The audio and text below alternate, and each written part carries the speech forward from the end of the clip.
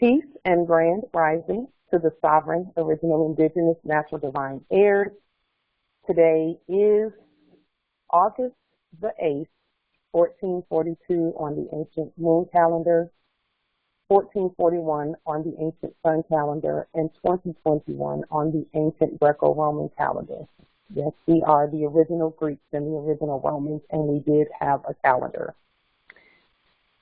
All rise and stand. This is a sovereign, living, ancient, Article 3, Moorish American, Almoroccan Consular Court action. I am Sovereign Living Justice, Pauline Denise Ritchie, in capitis nationall, in red ink, in propria persona sui juris, in proprio solo, and in proprio heredes. We are the original indigenous, sovereign, ancient, Almoroccan, Moorish American ascendants of the great pharaohs of Kemet and of the ancient Moabites and Canaanites. My free chosen sovereign appellation is Light Tajiri Bay, in capitis nationall, in red ink, in propria persona sui juris, in proprio solo, and in proprio heredes.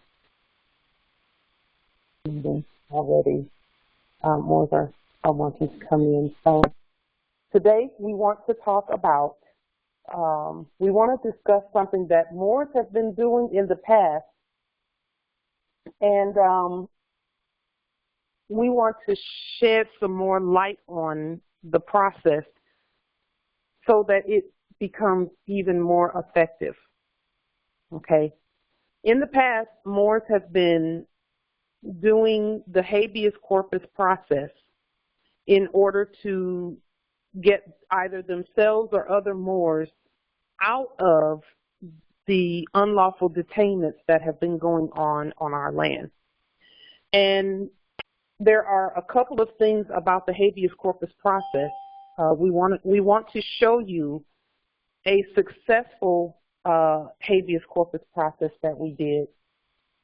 And then we also want to discuss the characteristics of a successful habeas corpus so that we're very clear on what it does, how it does what it does, and why it works. Okay. In the past, habeas corpus did not work as well for the majority of the Moors for several reasons, and we're going to talk about those reasons today. Okay. The first thing we want to do is define habeas corpus so that we understand or have a general definition. And again, there are other definitions. If any of you have any other definitions for habeas corpus that you want to read or look up and point out, please feel free to do so. I am going to unmute the line.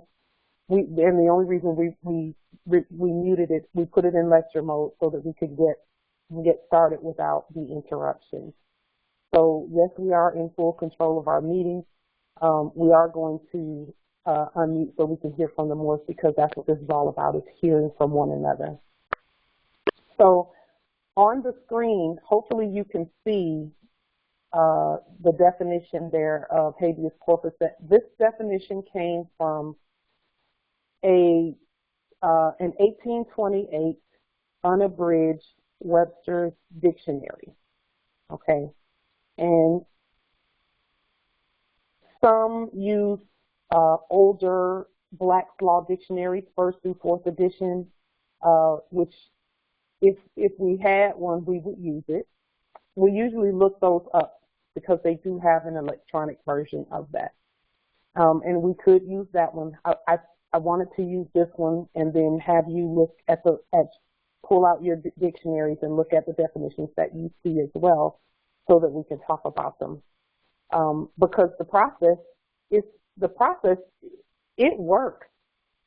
The habeas corpus process works. And some would say, well, how come all the Moors aren't just out already? Because there are some characteristics of the process that must be honored in order for the process to work. So habeas corpus, and it says Latin, a capital L. You have the body. You have the body. that you have the body. And then it says, in law, a writ or order requiring that a prisoner be brought before a court at a stated time and place to decide the legality of his detention or imprisonment. The right of habeas corpus safeguards one against illegal detention or imprisonment. Okay. There are a few words here that we would change, or we would just write this in ancient English so that the words mean exactly what we want them to mean. But the key here is going to be requiring that a prisoner be brought before a court. That's the key to habeas corpus. Is there a lawful court? Because if and this is where in the past we've seen some failures with the habeas corpus process. And it wasn't really failures because through our demonstrations we learned, so that can never be a failure.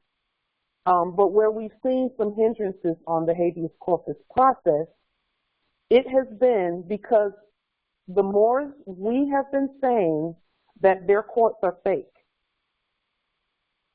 But we were not showing them the real court, which all Moors are Article 3, sovereign, supreme, highest authority courts on the land. All Moors are that, and that's in our blood. So we can be in the grocery store on the side of the road. It does not matter. We are still the Article 3 court speaking as soon as we state that we are. And we do that by court action, and that's something that we've been talking about here quite often because we had to use it. We had to use court actions. We had to. We didn't have a choice, or else we would have been sitting in a cell somewhere. But when we did our court actions, we were doing our own habeas corpus on the spot. So I pulled up one of the Moors. I want to thank the Moors on social media, on Facebook and the different Moorish American consulate rooms. Thank you so much for the information that you send, because we get so much information and it's always sparking our study and providing and pointing the way so that we can see more clearly each and every time. Thank you to Justice Apollo, because you put something on social media today that kind of sparked this discussion as well. Even though, of course, we're always looking into, we're always studying. So usually when we see things, it just flows right into what we're studying. So here on the screen, habeas corpus. The case that I looked up was ex parte plaistrage. That was the case. Okay, and let me just give you a moment to read that, and then I'm going to make a few adjustments here as well.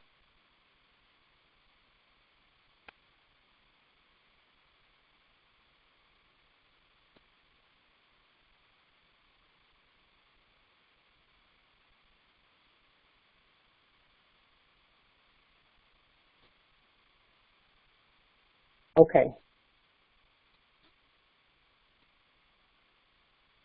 So with regard to habeas corpus,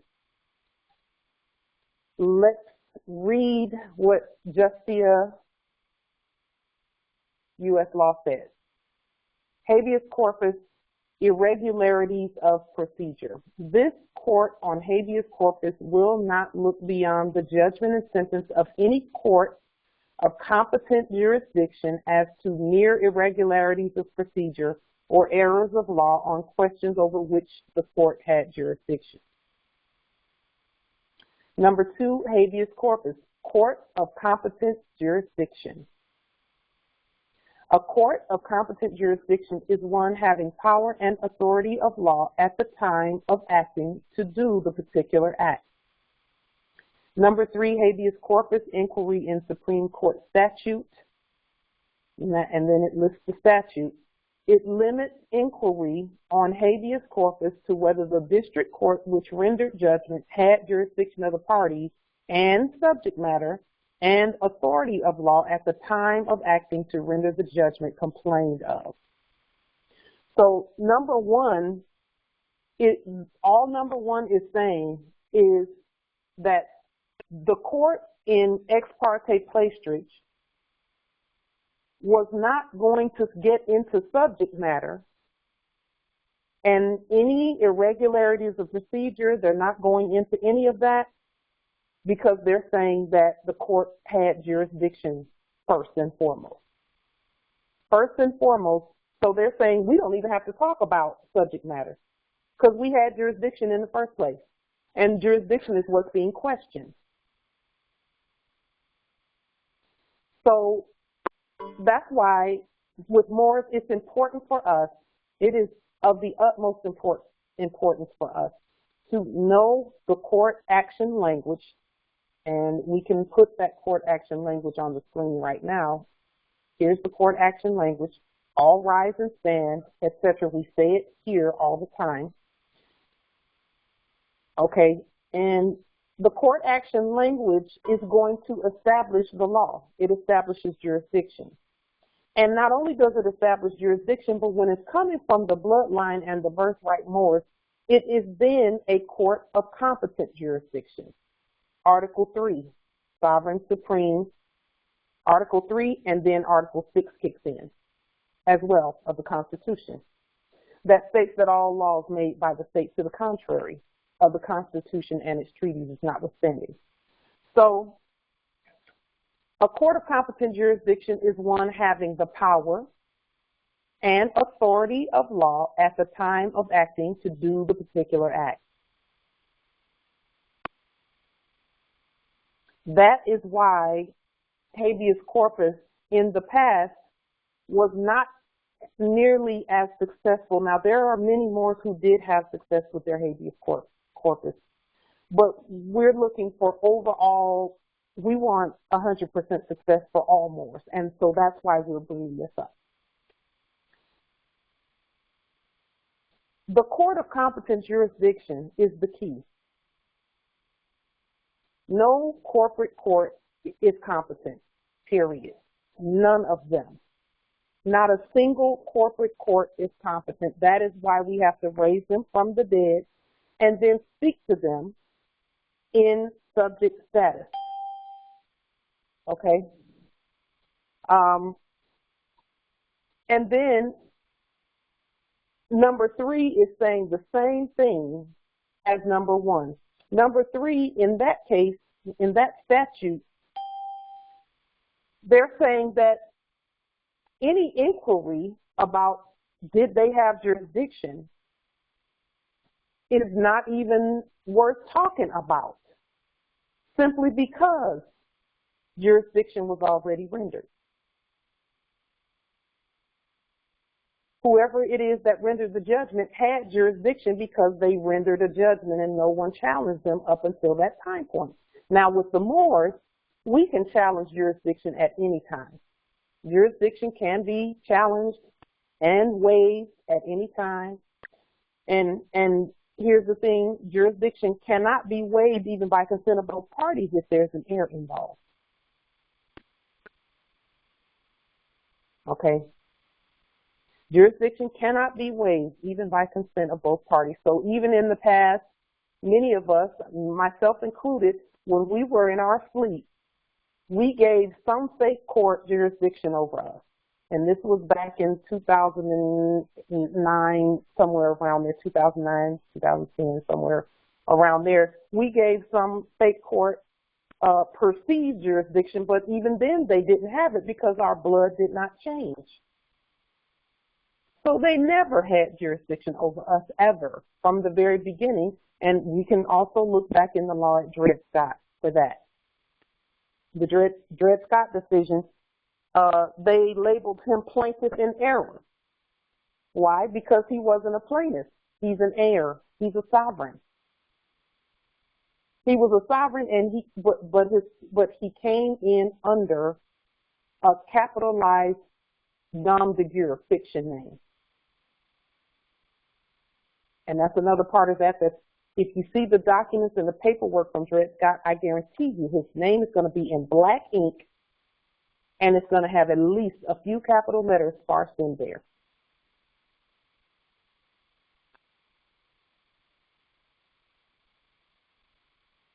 So, just one moment. Let me make sure. Just one moment. I want to clear up a few things here.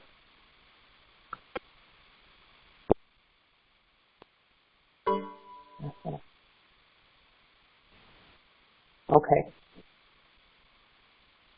So what they're saying is you can't even question jurisdiction. I mean subject matter. You can't even question subject matter if jurisdiction has been gained by these courts, these state courts. But for us, that's not true. We can challenge jurisdiction at any time. Jurisdiction can be invoked at any time for us. So now, there are some Moors out there who are detained, okay? A habeas corpus can be done for them.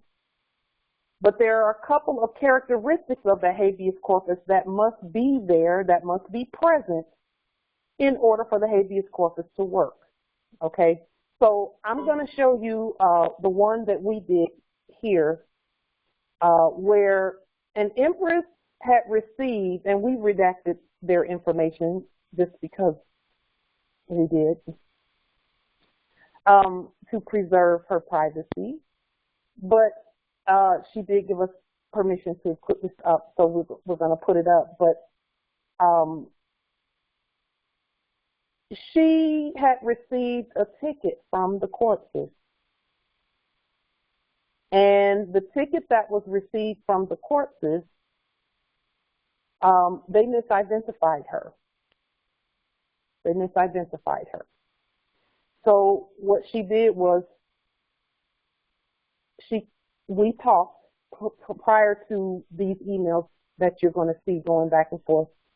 We talked, and so I suggested that she do a court action, because that's the first thing I suggest of all Moors. No matter what you're facing, do a court action on it, because an Article 3 court must speak. And that starts with whoever Moor is having the issue. You're the first court that needs to speak. And then other courts, i.e. Moors, can speak and say, yes, we agree, and we're all one. Okay? So, let me see. Let me show you. Let me just see. I want to make sure that I bring the document up. Just one moment. Because it's going to be important that we look at habeas corpus so that we can start getting Moors out.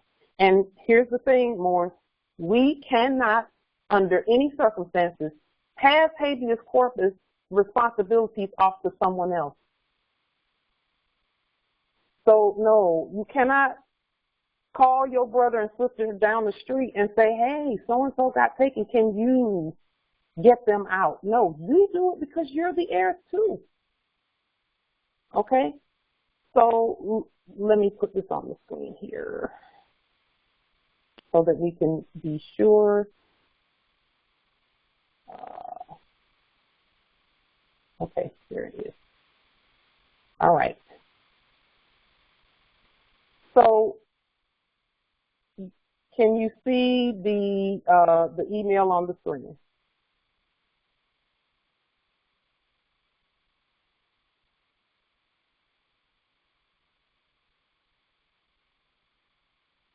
Just one moment. Let me make sure you can see it.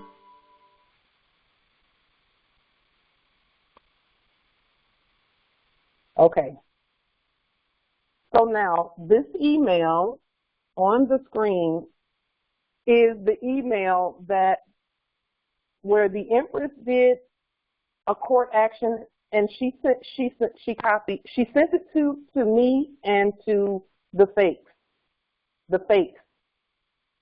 those who were faking and pretending to be the court and the law and the government. She did a court action stating her proper status and who she was, and that there had been some fraud and some identity theft. And it says, this notice of fraud and identity theft is being sent to Justice Pauline Denise Ritchie in capitis diminutionolo in red ink, in propria persona juris, in propria solo, and in propria heredes at the Moorish American consulate. And she noted them properly, they were acting in corporate status over the Moors, as well as all other parties have been copied in this email, so update your records accordingly. And then she did her court action. All rise and stand. This is a sovereign living, Article 3, Moorish American, Al-Moroccan Consular Court action, etc., etc., and you can read that here.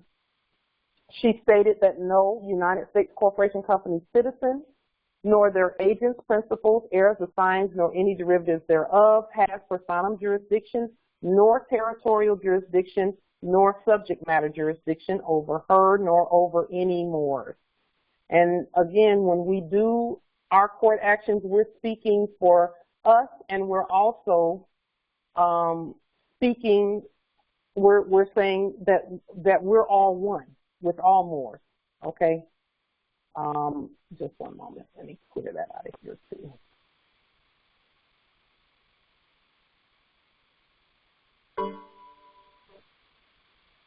Yeah, Moors, when the frauds come on here, don't go back and forth with them, because they're not even worth it. Because then they'll start warring back with you. That's why it's best not to say anything to them. Just let them keep moving. Okay. Let's see. So then, let's go back to, just one minute, to the document.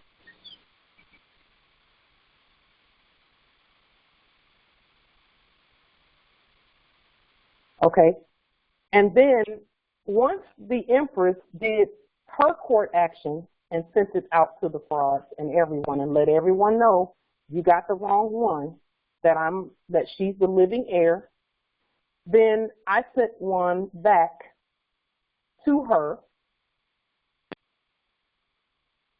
And what I said in the one that I sent back is I quoted a few things that their entire structure that we gave them, and this is important, heirs, the entire court structure that they use is built on the scripture written in Isaiah 33:22.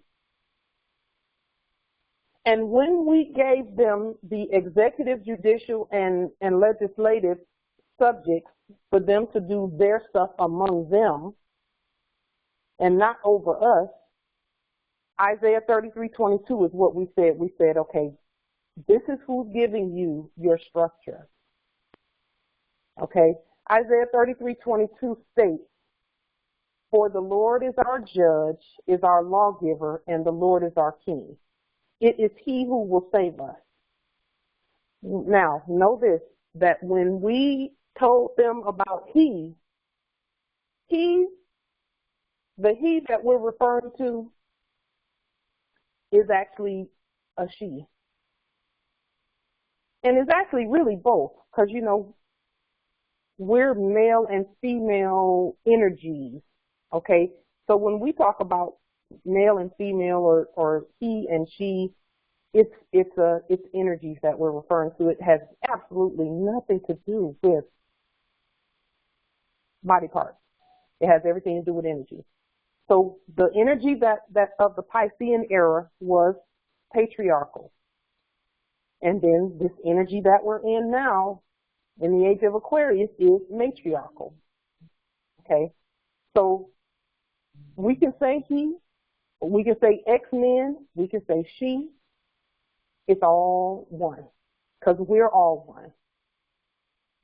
So I quoted that scripture to them because they know, and if you ask them, where did executive, judicial, legislative come from, they'll tell you. Because see, the bibliopoliotech is actually a trust document for them. It is hypothecated from the one that we see today is hypothecated from the originals that we gave them, the original laws that we gave them. But it's still a trust document. Okay, so we then recognize our Empress as who she is, and we stated here that she is in capitis diminutio nolo, in red ink, in propria persona sui juris, in proprio solo, and in proprio heredes, as the sovereign, living, breathing, ancient Al-Moroccan Moorish American national of noble bloodline and birthright. And then we said she is not at war. She is at peace. She is not a nom de jure in black ink nor capital letters. She is the living. She is not a servant nor subject. We are sovereign witnesses to her true identity and proclamation, and we are unified with her. We are Allah made manifest, and we speak with one voice. Notice the agent is notice the principal. Notice the principal is notice the agent. All sovereign rights exercised at all times, nunc pro tunc, and then we did our Latin spells, sumus de sanctum onum 3 times. Nous qui vivons do hereby proclaim that this sovereign affidavit for justice stands as law.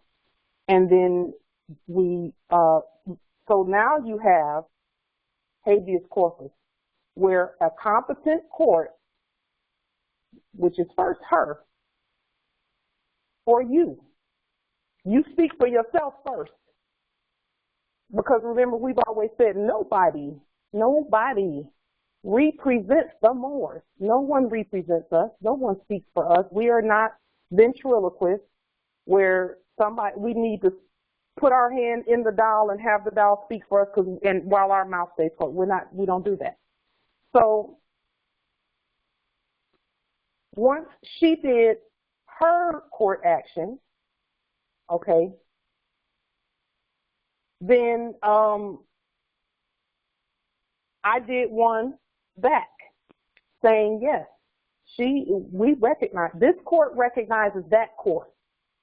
This Article 3 recognizes that Article 3. Now you got 2 witnesses, but really it's 3, 4, 5, 6, 7 because you got now subjects witnessing this.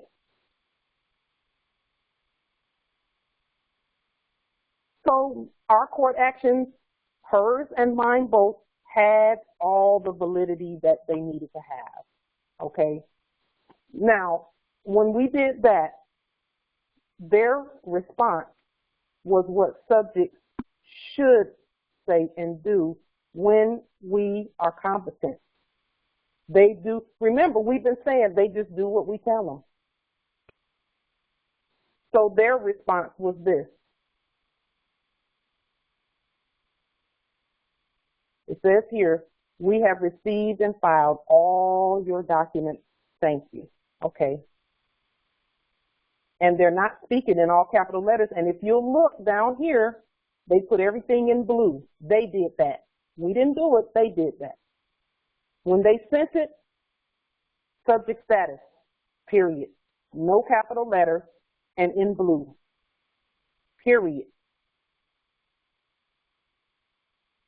And she's not had any problems with them at all. And I just asked her today, have you heard from them?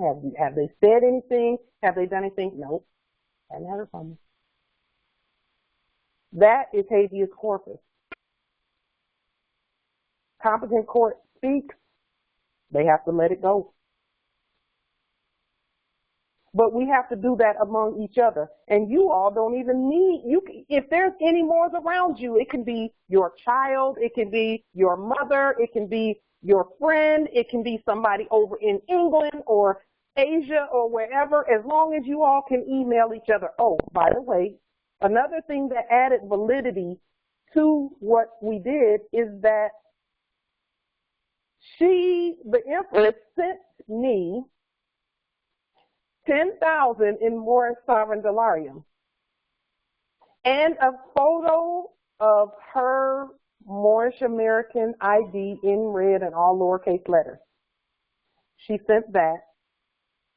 And then she also included a copy of their fake fraudulent bill of attainder in black ink and capital letters, you know, saying this is what they have given, this is who she is, and we even have, our court is even backed up by our own money. Because see, really all judges are bankers. Did you know that? Yes, all judges are bankers. That's the only reason they're sitting up there, is so that they can slosh some fiat back and forth. Well, we had to respond to that properly and competently. And listen, our money is whatever we say it is. If we say our money is rice and beans, everybody can pay in rice and beans and they have to honor it. Our money is whatever we say it is. And because there are so many Moors who have said, okay, we're going to use dollarium. Like, you want us to send some dollarium? Yep, send me a donation. Boom, there it is. That is proof. Just that one act is proof that we have full faith and credit in our own money.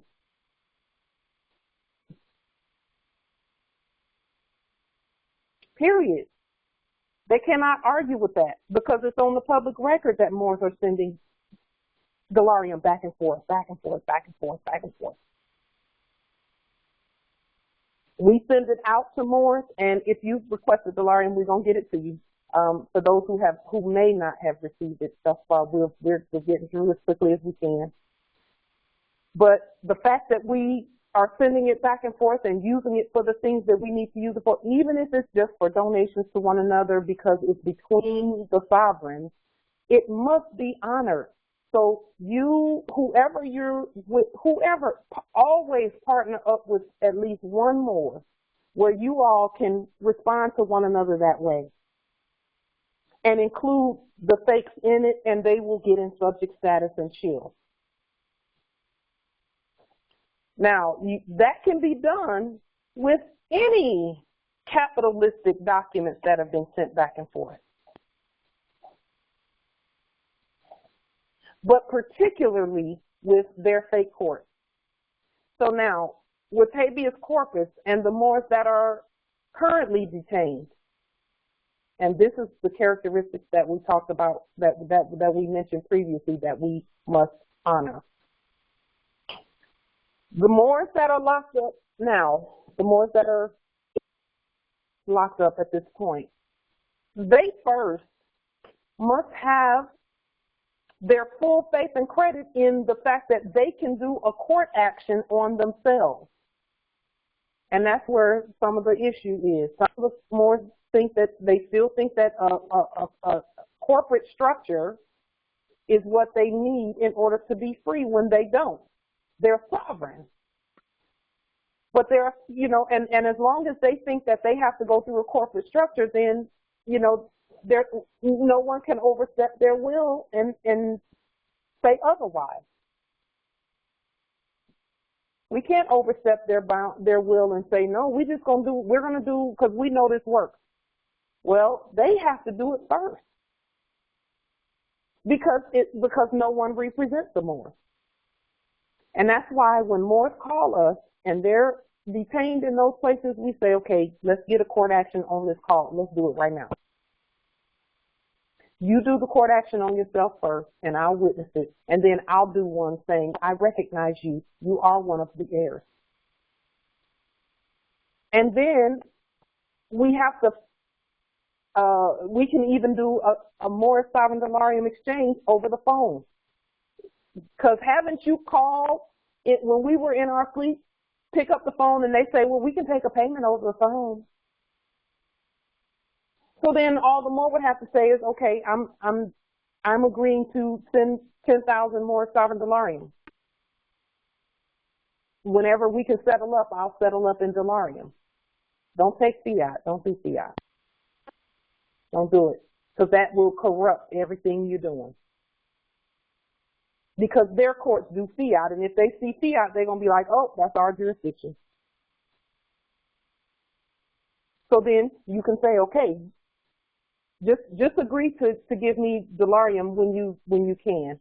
And then whenever they come out, you send them dollarium in the email so they can send it back to you. So it's not like they'll be without dollarium. Okay? But the payment is also going to determine the jurisdiction. That is proper habeas corpus from start to finish. That's proper habeas corpus. And Moors can do that all over the land right now today, and it will be valid. Or either over the phone, and these are the characteristics. The characteristic is court of competent jurisdiction. Jurisdiction, jurisdiction, jurisdiction. Your jurisdiction must be sovereign and competent in everything you do. And jurisdiction is corrupted by fiat, by the exchange of fiat. That's a corruption because then it puts you into a corrupt system. And when I say corrupt system, we know what corruption looks like and we know what that means. That means it's not sovereign. So if Moors are saying, oh, you need to pay $32 for a removal, corruption, that's corrupt. It's not, it's the money that's corrupt. The sovereigns are not corrupt, but the money, that fake fiat is not money. And again, justices are bankers. So it has to be proper money, lawful money, according to the Constitution. Okay, and gold and silver coin by any other name is still gold and silver coin if the heirs say so, because remember, we're the ones who said, okay, subjects, y'all use gold and silver, and you can't make anything else that a tender in payment. You can't make anything else other than gold and silver a tender in payment. But guess who can make something else a tender? We can. Because we're calling all the shots and putting the law out there anyway. We have the authority to write and make and enforce law. That's actually our responsibility. Okay? We must do that. That's a must. And that's where dollarium gets its validity. It's because the heirs said so. And then we've agreed to use it among each other because here's something that we may not have known. And this is a commercial maxim. The commercial maxim, paraphrase, states that in order for a medium of exchange to be valid, there has to be proof and a history of its use. That means that people have had to agree to use it for a while. Well, we've been using dollarium for a minute, a few months, back and forth among each other. That's a pattern because it's more than a day. That makes it a valid, that even makes it legal as well as lawful. And when we say legal, we're talking about legal from our perspective and not from a corporate perspective.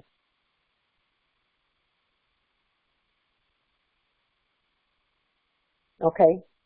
Because there's a pattern of use. See, at law, patterns are what determines intention.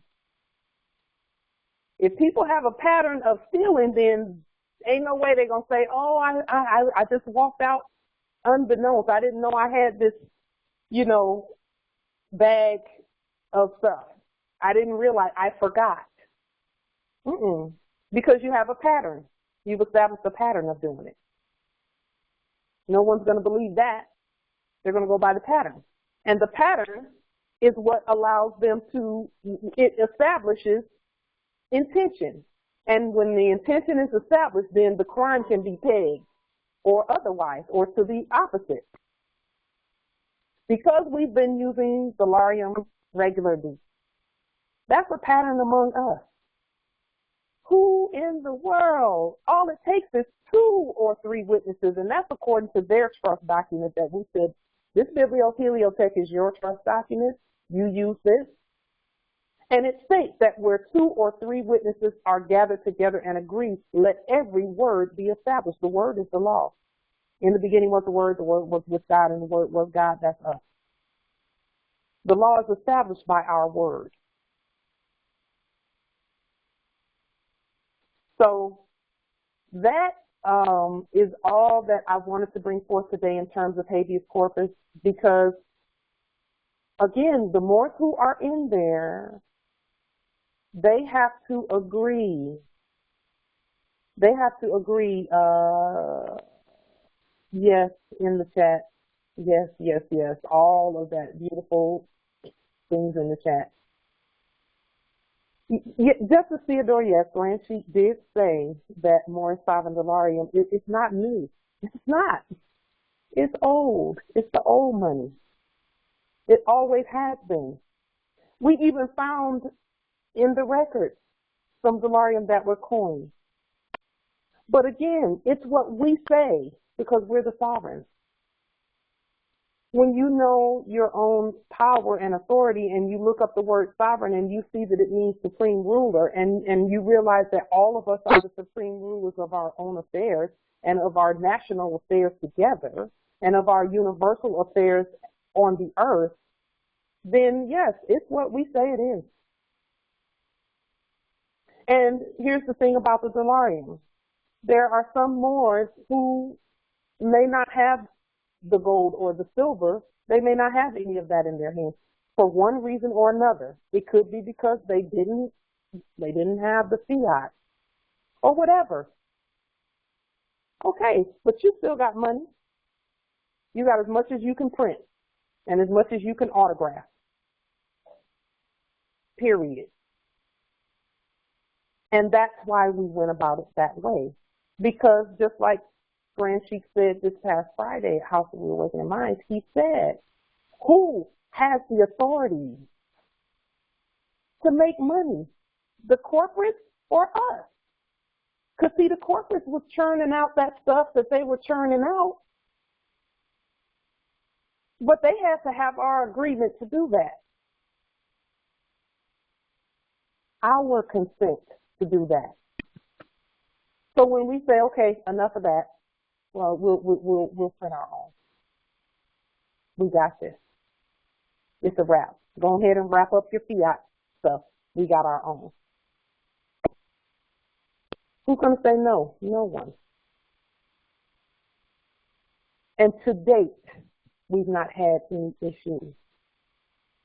It just keeps manifesting that, yes, that's proper rebuttal to fiat. Yes, that's proper rebuttal to fiat.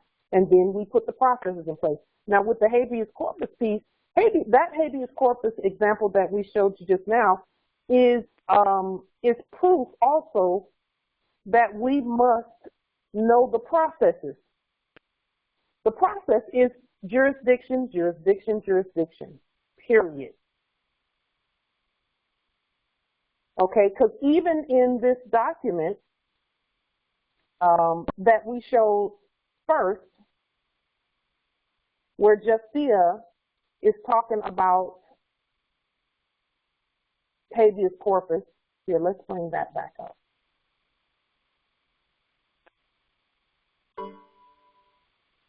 Where Justia is talking about habeas corpus,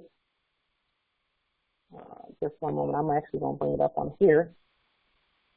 They're talking about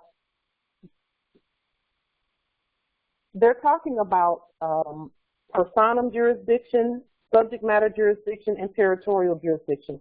That is what they're talking about here when they're talking about limits inquiry on habeas corpus to whether the district court which rendered the judgment had jurisdiction of the parties. That's personam jurisdiction. Subject matter is subject matter jurisdiction. And authority of law is going to be territorial jurisdiction. In other words, do they have the authority? Or the authority it determines the law that's used. Is it the land authority, which is the Moors? Or is it a paper, corporate, fake, fraudulent authority, which is not authority? So they're talking right there about subject matter, territorial, and personam jurisdiction. Those must be established first.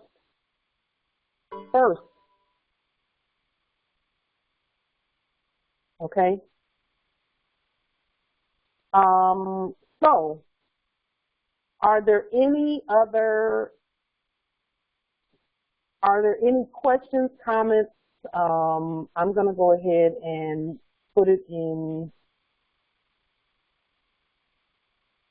at any time that you all, go ahead, Nobility, yes. Yeah, I just wanted to jump in with Empress Portia just said how Brother Taj acknowledged the delarium, but if Moore should already know about this stuff because it's in the draft for the Moore Sovereign Trust on the grid. It blatantly says in there the opposite, like it flipped it on the Constitution. It says this trust can emit coin, like this trust can emit bills of credit. You know what I'm saying? This trust can grant titles of nobility. It was totally flipped. So, you know, we were already manifesting this stuff anyway. Yes. And that is why all Moors also need currency controller documents, because you can print out as much currency as you need. Because you don't have to be you just need to be of the bloodline and birthright and have those documents put on the public record and then get to printing and then know the processes. Yes, Islam. Yes. How come nobody's going out and spending that delarium? So we're going to stick to the processes because see, our first responsibility and how come no one's naming the ancestors? Where the estate is, where just one moment, where jurisdiction is concerned and where delarium is concerned and money is concerned and all of the things that we need, where all of that is concerned, the ancestors are giving us keys to the vast estate so that we can free ourselves first, and then we can have all of the things that we need to, but they're going to take care of us in the process.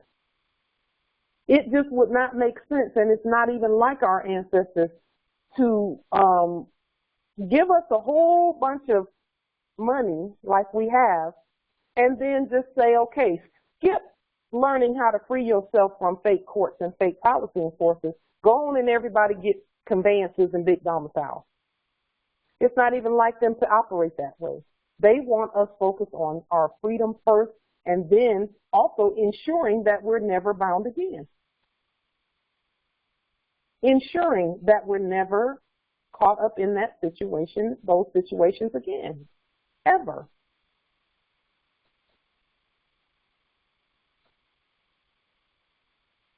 So, just one moment. Let me go through the chat a little bit and see. Lead by example, Pauline. Do a demonstration where we see you by. Let me. And more. The one thing we're not going to do is let hybrids and egos get in the way. Yeah, you can't name the ancestors. The things that they say are geared towards the ego. Don't let them do that. The things that they say are geared towards the ego. That's why they want to get entangled and start warring. So we just boot them and keep going. That's what we do. So, yes, Islam, of course, if they're not mad, you're missing something. You're not doing something right. Yes. So, are there any questions, comments, etc., with regard to the delarium or the habeas corpus? Because the habeas corpus is actually, that's key. the Moors who are in those places, there's a particular energy that has to go with habeas corpus. The energy must be, number one, their freedom, but we've always talked about sincerity. You know, it can't be just to get out so you and your girl can hook up. You actually have to, in your intention, want to be free and never go back in there again so that you can assist other Moors in coming out. We can't come out and then forget everybody else. We actually have to be willing to do whatever it takes to help other people to know what we knew to get ourselves out.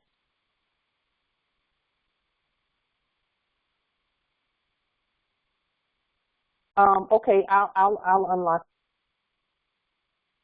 for those who are wanting to get in. Thank you for letting me know, nobility. Islam. And then if, you know, this flash comes in, we'll just put them out. So, are there any other questions or comments about Delarium or about the habeas corpus process? Please pair up with another Moor. Yeah, why aren't you spending it at the grocery store, Pauline? Pair up with another. Name the ancestors there, Pauline. Pair up with another Moor, and then whatever is going on in your life. Show your idiots that you can spend your fucking Delarium. You can so that you can free yourself from whatever it is that's going on. Please do that. Pair up with another Moor in your territory, preferably. But if not in your territory, they can be anywhere. Because again, all of this was done electronically. It was all done electronically, all of it. So, are there any other comments or questions regarding the habeas corpus, or I probably asked that 30 times already, and then I start talking. You can star 6 if you want to unmute. Islam, nobility. When a child goes to school, or when a child is able to come in age, they are not shown or the factors of negotiating ability or translation ability. This is where the institutions are avoiding the factors of learning the conversion or dissecting the versions where it's still undeveloped. When most of the times, most child has complete understanding of the conversions, but it is told not to use that conversion at all and use it where it dissects the conversion into displacement. So it's real hard for a child to understand its natural ability towards the artificial ability, and then by the time it's fully developed, people have a tendency to say this is naturalism when all the time they've been doing artificial. Yeah. So this is why I always believe that the young one should be taught correctly, even though we are not taught correctly in the natural form. And our natural form is learning, always has been the conversion in English form, number form, math form, theory form. And yet we are destroyed to our own incapability to dissect the peer pressures, hence the hybrids, where they understand the obvious that they're using their ego to attract their id to our ego, where it should have been the other way around. Mm-hmm. So that's why I started to understand that the development means what they do is totally opposite from what our natural ability. Yes, Islam. And that's why we're doing what we're doing, nobility, is we have to learn it first. And then always, we cannot, even if it's an error that we don't know, we still have to start telling them, at least tell them who they are. At least tell them who they are. But that conversion key, and what you're referring to there is the splitting. I call it splitting hairs. We have to be able to dissect. Name the ancestors, Pauline. We have to be able to dissect properly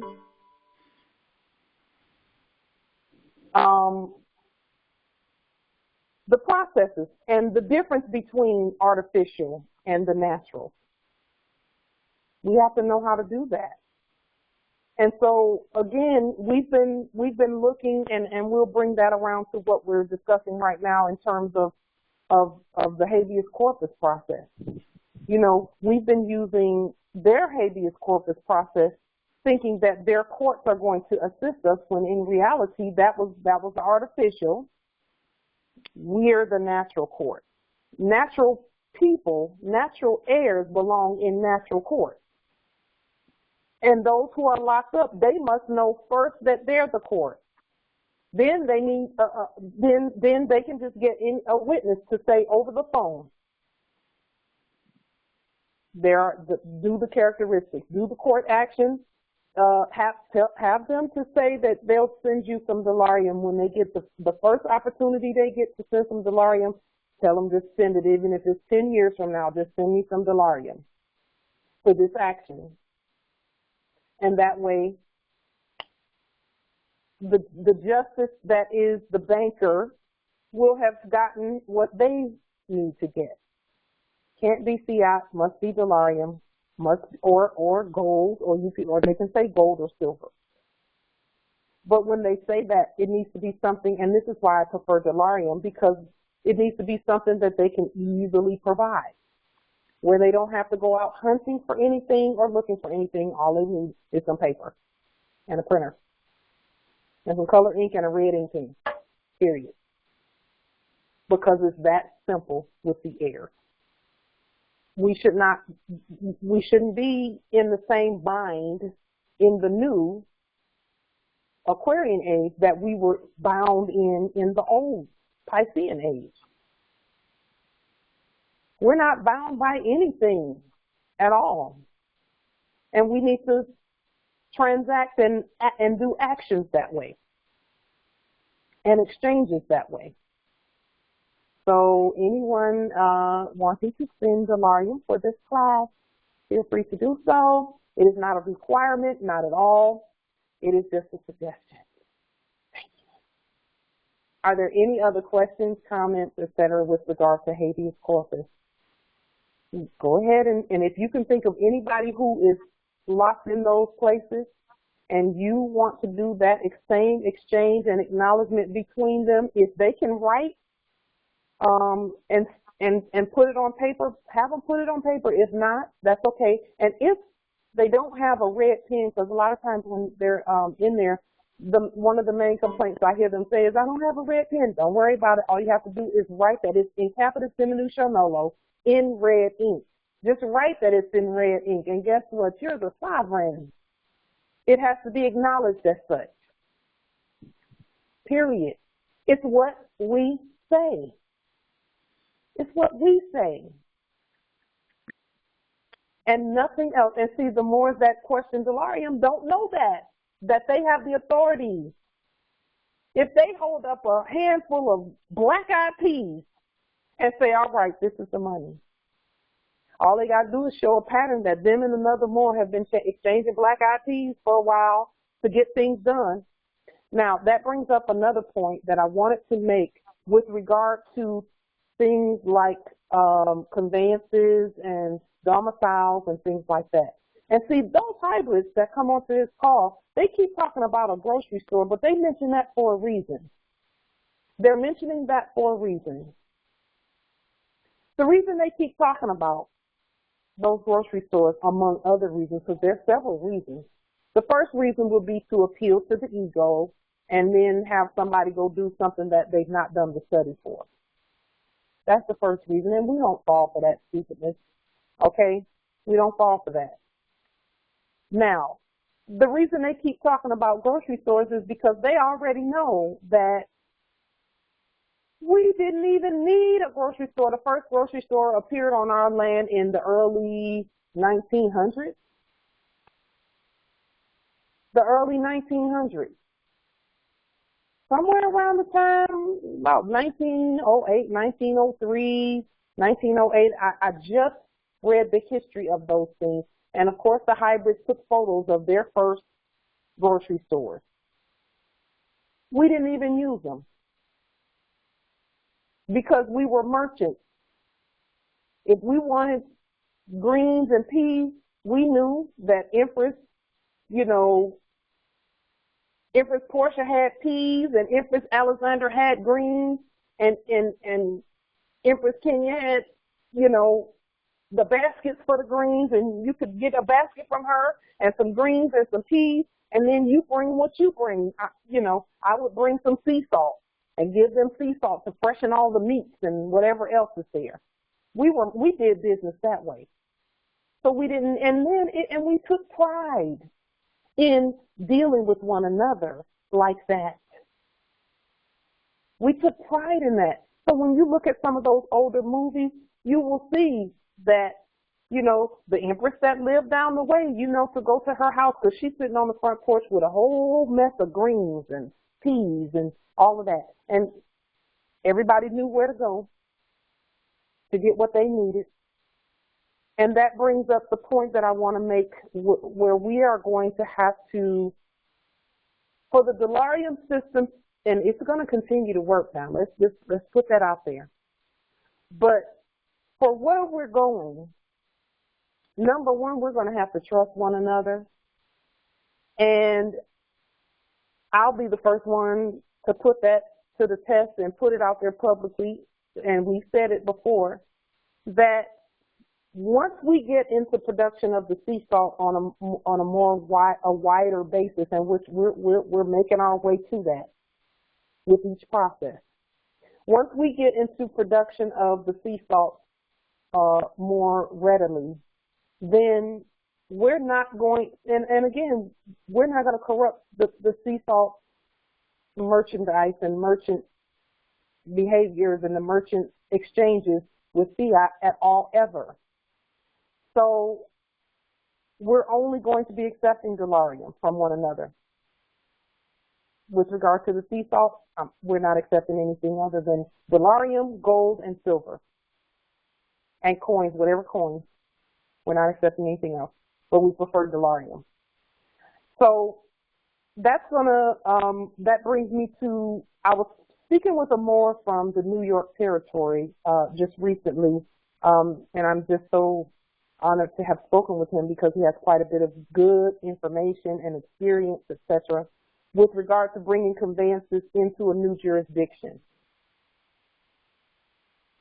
He told me some things that I didn't know, and some of you may have known this, but we know in our nation we got all the answers. We just have to talk to one another. But what he said about when people were when the dealers would bring the conveyances in, let's say they bring Mercedes from Germany and they bring them here, in Canaan land, okay, or someplace, or either at the port, or either before they get to the port. In order to get them into this place here, and I'll just say the United States Corporation Company because that's who was doing the business before. In order to bring them here, they had to change out all of the speedometers, especially on the used ones, but they had to change out all the speedometers from the metric system to our system of miles in order to get a proper value. So that, by the number of miles that's on it, that'll help you with knowing what the price is. Well, there's some conversions that they had to make in order to bring it into the United States jurisdiction, okay? So that affirmed what we've been saying about bringing the processes into our jurisdiction. You're so and we're really not bringing the processes we're not really bringing them into our jurisdiction. What we're doing is looking at the processes, We're just looking at the processes and then saying, okay, let's generate a new process. And it's not new. Again, they're ancient. Nothing new under the sun. We're taking that process back. And we're saying, okay, let's originate that process here. We'll look at what they did. We'll do the reversion of a state, because that's really all that is reversion of a state with the processes. And when we look at that process and break it all the way down and peel that onion back, and then respond and rebut each part of that process with a sovereign allodial process, including sovereign money, then who can say that we can't do that? No one, because they don't have the authority. They're outside of their jurisdiction and they know it. And that's even with domiciles and conveyances and everything. We need to be doing those exchanges between one another, competently responding to each part of the process in a manner that is allodial and sovereign. Because, see, when you talk about allodial and sovereign, once you have put a piece of property into an allodial sovereign process, that then is going to bring in the treaty, because the treaty talks about proper flags and identification of vessels. Well, the hybrids have been identifying vessels as theirs. That's why they were taking them, because they saw black VIN numbers with capital letters and no rebuttal to that. They saw registration and license and insurance in black ink and capital letters with no proper rebuttal, no termination of those contracts, and no proper rebuttal from start to finish. That's why they take conveyances. Even though, because Moors will say, well, I showed them my nationality paperwork and my ID card, but did you respond point for point with that process of making sure that your conveyance is completely in its proper jurisdiction? Because, see, you're really doing habeas corpus on your conveyance too, except the conveyance is property. So that means you have to convert everything over in red and all lowercase letters, and then your ID must match that. Your documents must match that. And see, this is the thing about the black ink. If all of our documents and everything and our ID is in black ink, it doesn't look any different from the corpses. It doesn't look any different, and we're infringing on that trademark that we told them to use.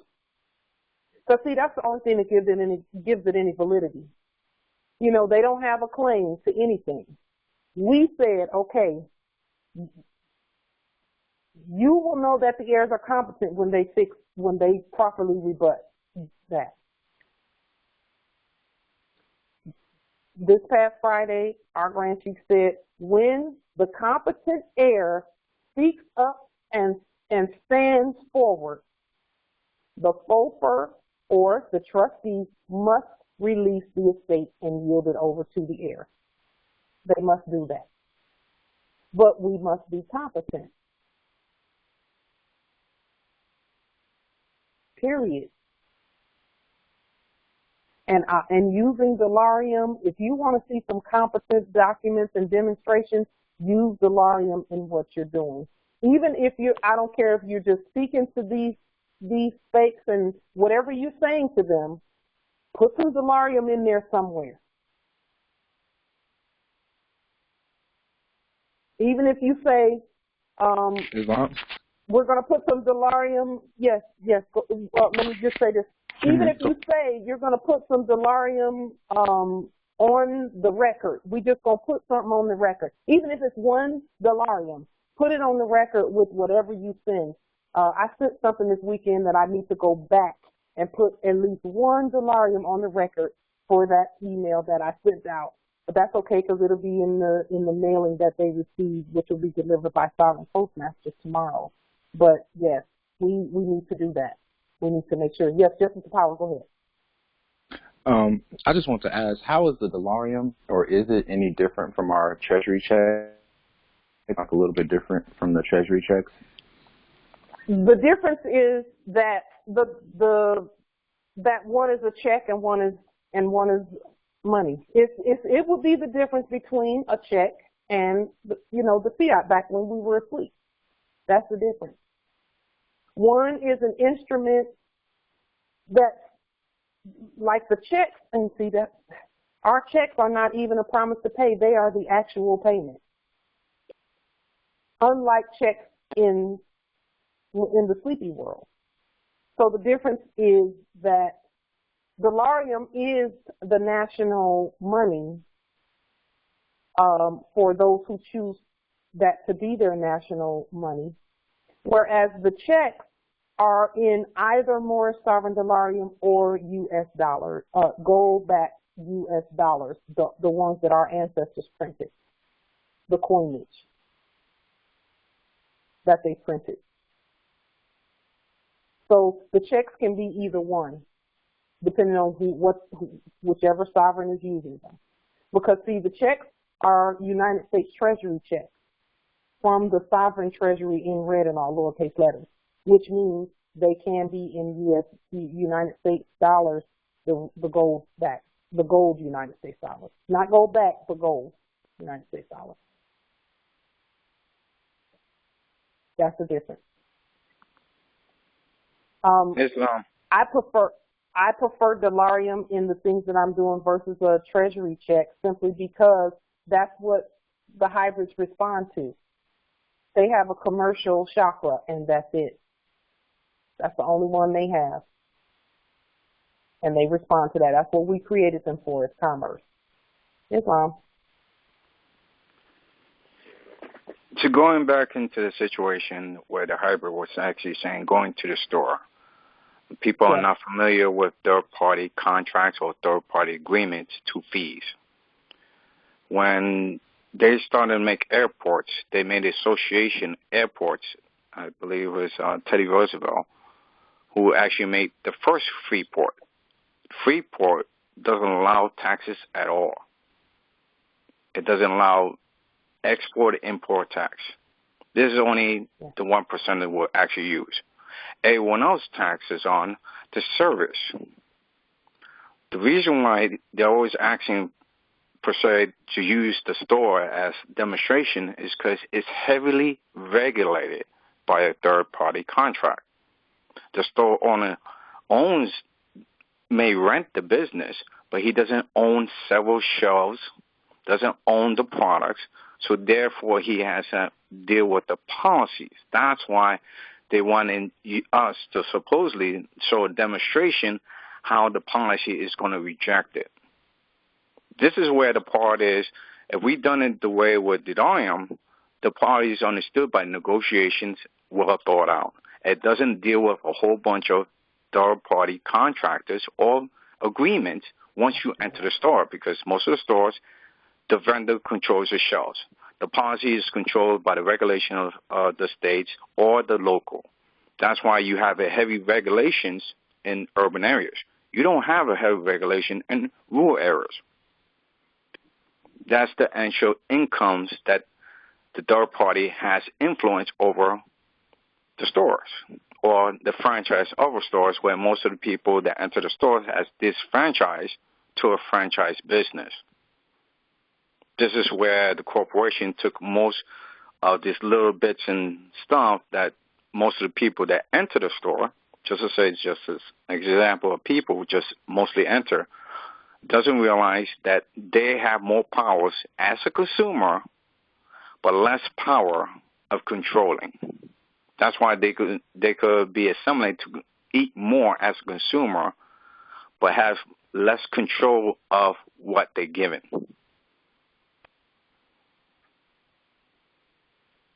So, as remedy for Moors with regard to grocery stores, based on especially based on what you said about third-party things, that third-party contract. See, we don't have any contracts with them. So, let's say I wanted to sell sea salt. All I would need to do is do an affidavit and say, hey, grocery store, whenever people come in to buy my sea salt, I'm going to ring them up. Or they can ring themselves up and they're using Delarium to buy it because that's all I accept. But we would have, that is an affidavit and a demonstration that we would have to do. We would have to do that demonstration. And again, the demonstrations that we're talking about right now are down the road. We're getting there. And meanwhile, none of us are starving. Okay, we may not have the steak and lobster and all of that stuff, but most of us don't want that anyway. But while we're learning and growing in who we are, we're just going to do the study so that we move competently where grocery stores and all of that is concerned. See, the hybrids have a certain thing that they do that we stay away from it if it's corporate, okay? We know that. And then we lean it, and then we put them in subject status. Well, even in subject status, there's a way for us to use Delarium at the grocery store, but we have not completed the study. We're not, just one moment. There's a way to do it, but we got to do the study. It's just like the Moors who have been doing things, and sometimes Moors get caught up. It's not that what they were doing was unlawful. It was lawful, but they needed to execute that a certain way. And they didn't do the research on how to execute that properly from A to Z. We can use anything on our land. We just have to know how to properly state it so that we remove that third party and all of those contracts. The contracts can't be there, and that's how we know we're competent, is when we do it without the contract. Has anyone tried using Delarium at the grocery store?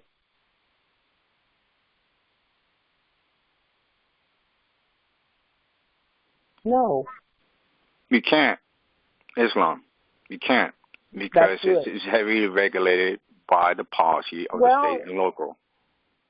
You know what? That is actually, I beg to differ on that. And the reason I beg to differ on that is because someone could say that prisons are heavily regulated, but we got ourselves out of there. Because by standing on our square. It actually turns into a corporate. But once you get out of the corporate, with whoever doesn't have that control, you have free reign. Yes, and that is the study of the process of getting out from under all of that stuff. Right. So yes, we can do it, but someone's going to have to do the study on how to make that happen. And we don't have a choice. We must do the study. But we can't depend on one or two of us to do the study. If that is bothering us, then we all need to be doing the study. And I'll tell you right now, one thing I see developing, this is what I see developing. What I see developing with regard to grocery stores and food and things like that is that a lot of our ancient foods are being rediscovered, quote unquote. Rediscovered. And I use that word sparingly. They just found, a ship that contained all of these seeds and all of these fruits from 926 BC or something like that. The thing had sunk, and all of these ancient fruits and vegetables are still intact underneath. How that happened, I don't know, but I read it. And I know that the ancestors are saying, you got stuff. You don't have to worry about food, but you still need to get beyond that corporate capitalism system in order to access what you need to access. So we have to do the study to get past this, that grocery store system. And I believe that it's directly related to skipping the grocery store and going to the merchant. Skipping the grocery store and going to the merchants that are putting the stuff on the shelf in the first place. I know it's there, in fact, because the ones that are putting that stuff, that are getting it in its raw form, are getting it from our land, aren't they? So we need to be looking at farms. and seeing, okay, do we need to lien any corporations off the farm? Yes, we do. Lien the corporates off of there, and then start doing some demonstrations between you and another more with regard to what's on that farm, what's being grown, whatever the case may be. I believe that that's the key. In fact, I'm sure that's the key, because all the people that put it on the shelf, I think that's a distraction for us to keep us from doing what we need to be doing in terms of the land. But go ahead, Empress. I hear you there. Empress, go ahead. Empress Aisha L. Yes. The grocery stores are corporations, aren't they? Yes. If they are corporations, why can't we just lien them and take them to court and break contracts with them, make them subject to us? Someone has to do that. That's number one. Number two, I see, this is one thing I know about what we're doing, Empress. If you did that in your territory, that won't help the Moors that's out in this territory or the other territory, will it? We need to get to the root of the issue. We're doing it for all the Moors. We would be doing it for all the Moors, and I would say do it. Now, I'm not saying don't do it. I'm saying yes, do that. Yes, I agree with you. But I know that also, in addition to that, Empress, because yes, you're right. You are absolutely correct. In addition to that, we need to be looking at the original merchants who are supplying the tomatoes that go in all the products and the vegetables that come from there and whatever else is coming in there. It starts somewhere. And we need to go back to where it starts. They call them locally grown products. We need to start looking at that.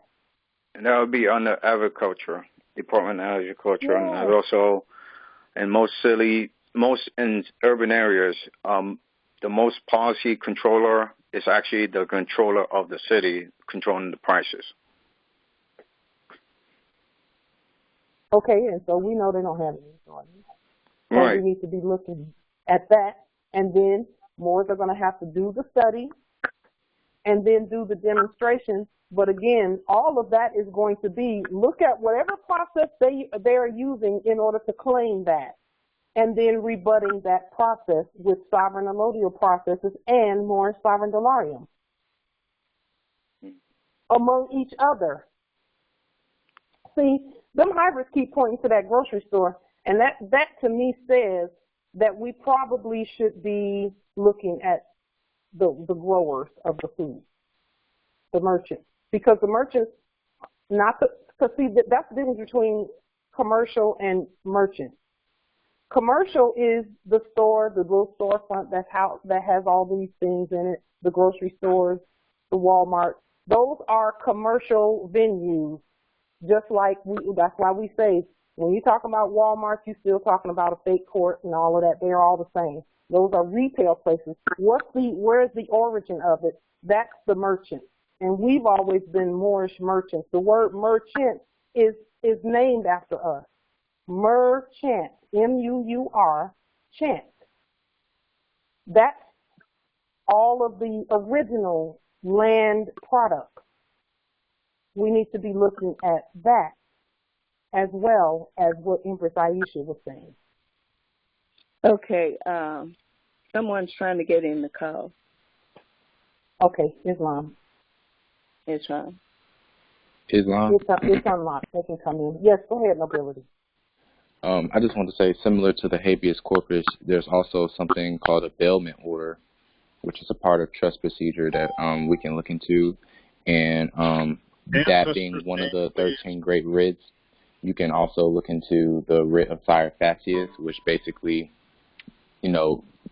clarifies the record that the allodial title is what the record is. The allodial title of the property. The ancestors' names, please. That's all. The bailment order can go good with that, as well as the other great writ, sire facias. Islam, that works for me. That works for me. So we do want to keep looking at that grocery store piece and the farm, because see, one thing I know about grocery stores is the majority of what they get, they're getting it nowadays from somewhere around there. Growers of certain foods and things. We need to be looking at that because we know that the land belongs to us. And they always put a commercial something in the middle of what is directly ours. And then we need to be looking at growing our own stuff as well. Okay? One thing I do know is the ancestors would never get us out this far and then have us starve. They're going to feed us and take good care of us while we, with sincerity, look at these processes and then demonstrate them. We know that. Everything that we've done is setting us up for demonstrating all full access to our vast estate. The Al-Moroccan-American Exchange, the Dollarium, the jurisdictional pieces with the ancient English, these calls, everything that we're doing is setting us all the way up for full access to the vast estate, full access, unencumbered. So with that being said, thank you all so much for your input. And also, I wanted to thank everyone who wished me a happy solar return. It was beautiful. Thank you. In case I missed you the last time.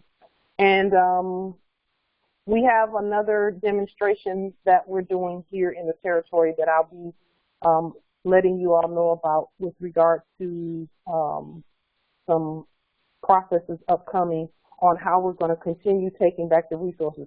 The same thing that we talked about the other day about taking back the resources, we took a vote on the processes of standing sovereign as the government and lining up with our resources and allowing the subjects to assist us, allowing them to assist us. So we're going to be doing a few more demonstrations with regard to that. We did talk about how we were going to be contacting those doing business as, you know, well, and they're not doing business as governors, they're custodians. We've already made contact with the custodian here, and we're going to be letting you know how that goes and all of that. But you'll know, we'll keep you abreast of that demonstration as well as any of the other demonstrations that we're doing. If you have not received your Dollarium, please let us know. I do have quite a few emails to go through still. I'm probably not going to catch up on those for a minute. But thank you for your patience in the interim. With that being said, peace and grand rising to the sovereign, original, indigenous, natural, divine air. Empress, Google Translate. Oh, yes, yes. Empress, go ahead and say what you were going to say about the Google Translate thing. Okay, so I found something earlier today, and I was so excited. I called Empress Light, but if you go to Google Translate, and you normally type in the word that you want to translate into another language, and then if you click on the microphone, you can speak it and also translate into another language. But the best part is that if you click on the top left, you'll see a tab that says text and one that says document. If you click on the document, it will allow you to upload documents from your computer, and whatever language is in Google, you can translate that paper into another language instantaneously. And so you can do books, whatever it is, you can translate that. So Islam, grand rising to the board. Islam. Thank you, Empress. Islam. So that's for those who want to translate documents into other languages. Our affidavits translate very easily. The ancient English translates very easily because It is the mother language. Islam. Yes, nobility. Yeah. Also, too, if you take the web address for a website that's in another language and you post it into the language you want to into the site that you want to translate from, then when what it'll do is it'll translate it to English on the other side, and you can just copy from the English side and then post it in or click on it, and it'll go to that site and it'll be in English. So it'll translate actual whole websites as well. Oh, beautiful. Beautiful. Justice Jarrell, do I have any contact, your email or something? Can you, because I think I wanted to speak with you separately apart from this because I have a question for you about something that you posted on social media. I'll put it in the chat. Okay, thank you. Islam, peace and grand rising, Morris. And please name the ancestors. Peace and grand rising, Lord. Islam. We bless our ancestors.